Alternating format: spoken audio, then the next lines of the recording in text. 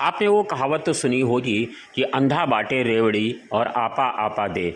ये कहावत इन दिनों चर्चात हो रही है उत्तर प्रदेश विधानसभा के प्रमुख सचिव और उत्तर प्रदेश विधान परिषद के प्रमुख सचिव दोनों, प्रदीप दुबे और विधान परिषद के प्रमुख सचिव विधान परिषद डॉक्टर राजेश सिंह, इन दोनों ने मिल करके उत्तर प्रदेश की सरकार की तमाम योजनाओं पर पलीता लगा दिया है। उन योजनाओं की जिसको लेकर के मुख्यमंत्री हर सभा में दावा करते हैं कि हम निष्पक्ष नौकरी दे रहे हैं और किसी भी तरह की धांधली नहीं हो रही है। इन दोनों का गठजोड़ इतना सशक्त है कि आज से ही नहीं, इस सरकार में ही नहीं, पिछली 3 सरकारों में, चाहे सपा की सरकार रही हो, बसपा की रही हो या फिर भाजपा की सरकार हो, हर सरकारों में इन्होंने अपने लोगों को उपकृत करने का नियम नहीं तोड़ा है। अब बता दें कि अब लेकिन इन पर फंदा कसता नज़र आ रहा है। उत्तर प्रदेश की हाईकोर्ट की खंडपीठ ने अब 2022 से लेकर 2023 यानी पिछले वर्ष से लेकर के अब तक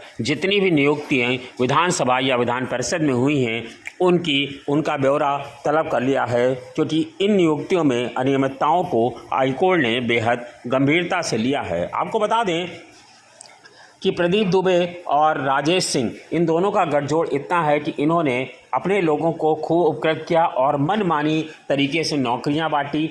इस तरह से नौकरियां बांटी गईं कि उसमें से नियमों का भी ख्याल नहीं रखा गया। तमाम सारे लोगों को इन्होंने ऐसे ऐसे उपकृत कर दिया जिनको किसी तरह से नौकरी मिलना संभव ही नहीं था। इन्होंने अपने गठजोड़ को मजबूत करने के लिए उपभोक्ता फोरम के जज के बेटे को भी अपर निजी सचिव बना दिया। बताते हैं कि प्रमुख सचिव विधान परिषद डॉक्टर राजेश सिंह ने अपनों को खुश करने के लिए धड़ाधड़ नौकरियां बांटी। कारण ये भी था कि जब विधान परिषद में अधिक से अधिक लोग उपकृत होकर नौकरी पाएंगे तो उनके अंदर के विरोध और सूचनाएं लीक होने का खतरा कम हो जाएगा। इस क्रम में उन्होंने उपभोक्ता फोरम के एक जज के बेटे अभिषेक अस्थाना को अपर निजी सचिव भी बना डाला। कहते हैं कि इतना ही नहीं, उन्होंने नियमों को भी दरकिनार किया।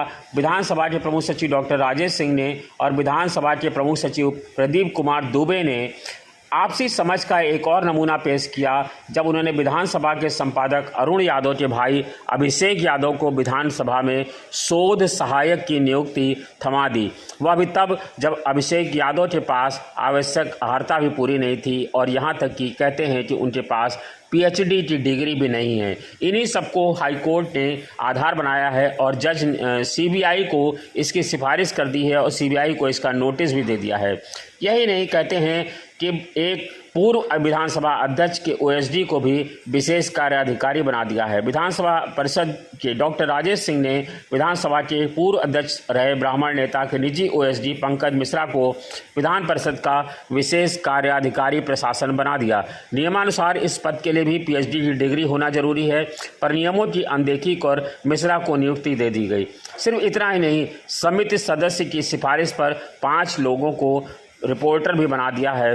विधायी चयन समिति सदस्य और विशेष सचिव कुमुद पाल की सिफारिश पर प्रमुख सचिव विधान परिषद ने 5 लोगों को रिपोर्टर के पद पर नियुक्ति कर दिया है। आपको बता दें कि ये जो नियुक्तियां हुई हैं ये सभी नियमों को दरकिनार करके की गई हैं। यही नहीं, आपको बता दें संस्कृति विभाग में निजी सचिव के परिवार को 7 लोगों को इन लोगों ने नौकरियां थमा दी हैं।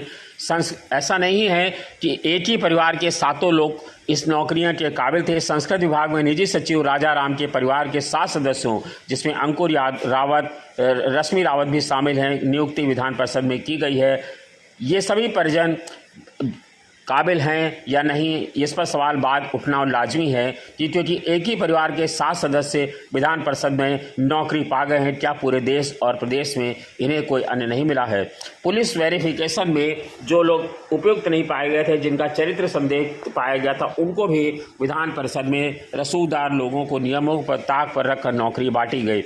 जिनका चरित्र पुलिस वेरिफिकेशन में संदिग्ध पाया गया उन्हें एक नौकरी दे दी गई।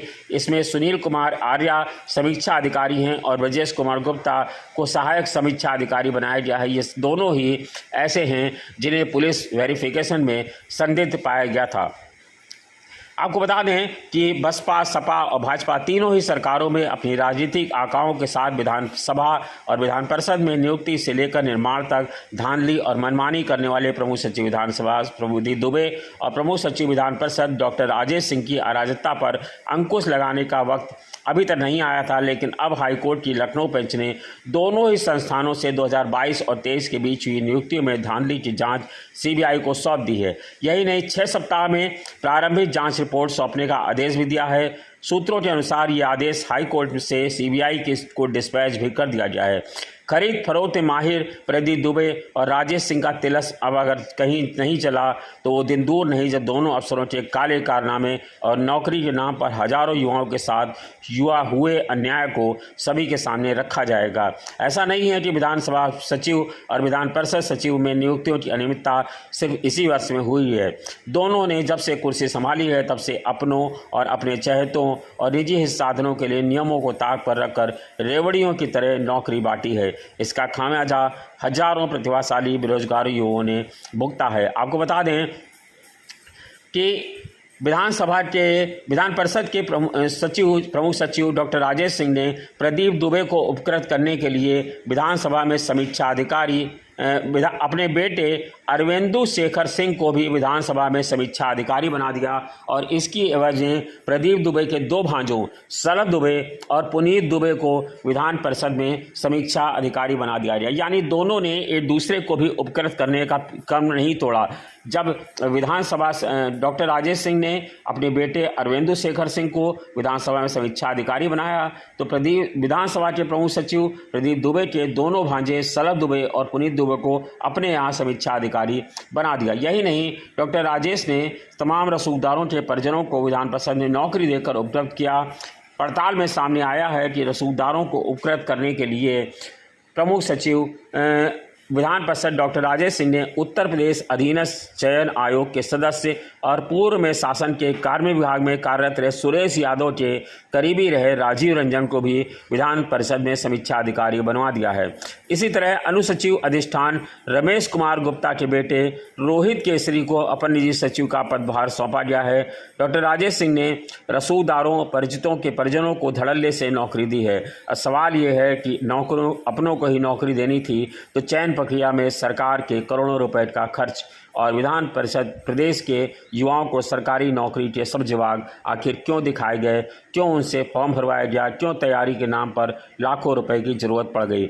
आखिर उत्तर प्रदेश के मुख्यमंत्री योगी आदित्यनाथ की विधानसभा के प्रमुख सचिव प्रदीप दुबे और विधान परिषद के प्रमुख सचिव राजेश सिंह की ऊपर इनकी नज़र क्यों नहीं पड़ रही है? क्या इनकी कथा अनंत कथा कभी ख़त्म होगी या नहीं होगी? ये अब सब लोग बेरोजगार युवक उत्तर प्रदेश के मुख्यमंत्री की ओर टकटकी लगाकर देख रहे हैं।